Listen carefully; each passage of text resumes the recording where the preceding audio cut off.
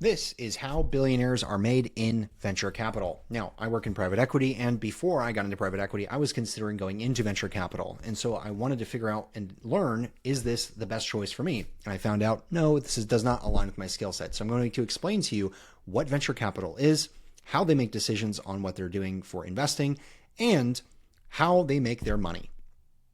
So, how much money do you need to become a billionaire in venture capital? Now, the normal way that venture capitalists invest is what's called the power law distribution. So this is normal distributions bell curve. You've maybe seen IQ or some sort of normal or distribution curve like income, and that is considered a normal distribution curve.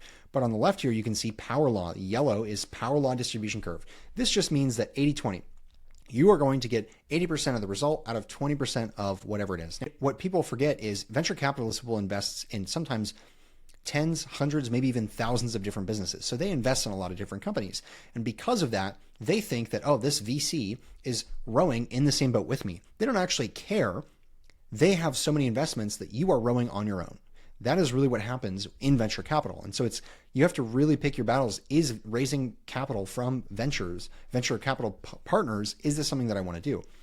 Most of the time it's going to be no. But how exactly do they make decisions? So let's say that you go pitch your VC and you say, hey, I'd like to raise capital from you. Can you please give us money? They will look at this and decide, is this something that we want to do? Most of the time they pass on deals. In fact, we will pass on most of the deals that we look at. But during the investment decision, if we decide, yes, this is something we want, we give them a term sheet saying, here is exactly how we'd like to invest. You can take our money on these terms. They either say yes or no. Most of the time they come back with some sort of, we would like this to change. It's a legal document saying, if we pay you this money, this is the amount of percentage of the company that we get. And they either accept it or deny it. And then we transfer funds. And then of course we either support them on the portfolio side, or we get some sort of board participation. Ideally, during an exit strategy, is that equity has appreciated. So the value of those shares has gone up. So if we invested $1 million, hopefully by the time we sell, it's worth at least $2 million. So there are different types of funds. There's some large ones. A16Z is one of the biggest ones out there. Here is one of their partners, Mark Andreessen. He has a funny shaped egg head, so that's why he's on there. And there's Sequoia, Benchmark, and Y Combinator. These are all examples of venture capital funds. What they do is they raise capital in a pool of money. They say we'd like to pool our money together. And so that one pool of money from different investors will all be put into one. And this is your pool of money.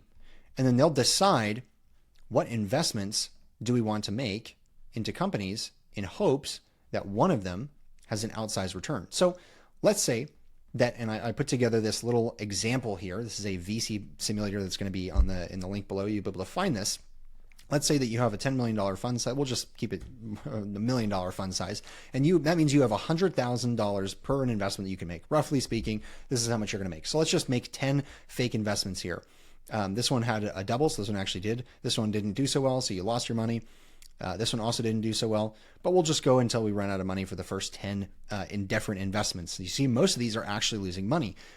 And hopefully, by the time we hit 10, we're going to hit what's called a grand slam.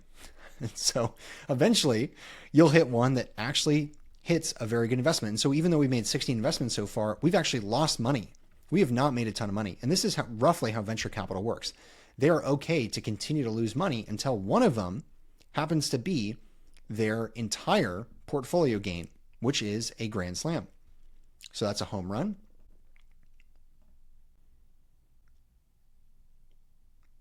And so here's an example of your home run. So you've made ideally a good return on your money. You've invested a couple $100,000 and you eventually make some money back. That's the ideal of venture capital. And they'll do this, let's just say 10 times. We'll do this across an entire round of $10 million total invested. So you've invested $1 million and we've returned $2 million back. That's, you'll see one of these investments paid for the rest of them. And that's pretty much it. So that's how venture capitalists work. They will lose most of their money, and they're okay with that. So that's when I say people are really confused. They say, well, this person really cares about me. No, they don't. They just care about making money. And so you'll lose a ton of money, but it only takes one very good investment to make up for the losses in that very, very large downside. You just keep on losing money over and over again until you get one really big investment that pays off. So how much money do you need to become a billionaire in venture capital? So Most of the time, the way that this is structured is you only get 20% of this upside. So anything that's upside here, you will only get 20% of that, not the whole thing. Why? Is because 80% goes to the people who gave you the money because they're the people that took the risk. Now, of course, if you make enough money, you can just have your own funds that you invest and grow on your own. So meaning you need to make at least $5 billion because 20% of $5 billion is $1 billion. But just like most of these companies, VC companies here, have co-founders, people who they founded the company with, A16Z is actually the reason they have their name is because it stands for Andreessen Horowitz, which is Andreessen, which is his last name, and Horowitz, which is the last name of the co-founder. And then there's 16 letters. So that's why they chose A16Z. And that just means that you're going to need a total of $10 billion of upside because you only get 20% of that. So assuming that you actually do a good job, you're going to need a total of $6 billion in a total fund size if you want to raise. And assuming you do a good job, you get a 2.5x multiple on invested capital, which is how fund performance is managed. How much multiple did you bring back on your capital in 5 years? So if you raise a $6.6 billion fund and you have a 2.5x multiple on invested capital, you'll be left with $16 billion in total returned capital in 5 years. You're probably not going to become a billionaire overnight. But if you only get 20% of the upside, that means the total upside is $10 billion, right? You returned 16, but you started with 6, and you don't get paid on that unless you have carry, which is not part of the equation. So 20% of that $10 billion equals $2 billion, and likely you're going to have a partner to split it with. So that is how you make $1 billion as a venture capital investor. Now, this is just for entertainment and educational purposes only. It's obviously not a guarantee that you are going to be able to achieve this because the chances of anyone achieving this is extraordinarily low. But that is how billionaires are made in venture capital. And if you like this video, you're going to like this video on how billionaires are made in private equity doing roll-ups.